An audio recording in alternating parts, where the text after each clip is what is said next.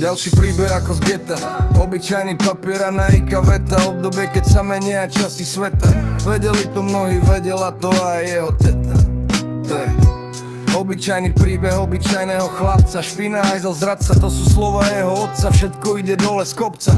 Všetko sa to sype ako z vreca. Ťarcha pribúda na pleca. Miesto ďakujem, označenie geca. Doma na piču, v škole na piču. Šikana na dennom poriadku. Píšem to do riadku, je to v poriadku. Okay. Miesto raňajok facka na lice a síce to moje srdce vedelo výzdrž, naplň tu nádrž a bum. Toto není konec, príbeh pokračuje. Obyčajný ovece naň. Chlapec rastie, už mu je 11. Prechádza strach, robí to pre nás, pre mamu, pre brata. Ten hajzel urobil zo mňa katarata.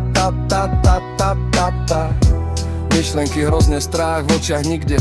V škole nakladačka, bude to big game. Odsudzovaní za chudobu, no fakty nikto nevedel. Že po škole pracoval, to nikto nevidel. Vyjebaný pocit, že každému zavidel. No opak bol pravdou, on si išiel svoje v ruke s handrou. Pucoval a čistil, pomaly sístil. Groš za grošom, korunu za kornou, euro za eudom. Toto není pseudom, ale skutočný príbeh skutočného chlapca.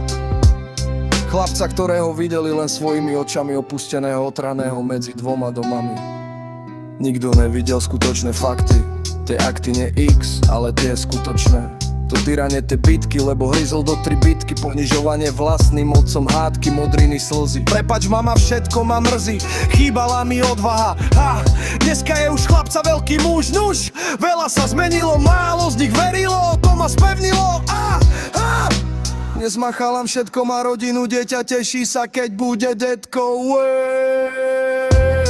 Toto bol skutočný príbeh skutočného chlapca, dnes už muža. Odkaz pre všetkých vykvitol ako rúža. Zatiaľ čo vy hniete vo vlastnej zlosti, ste kosti bez kosti. Toto bol príbeh skutočného chlapca, muža.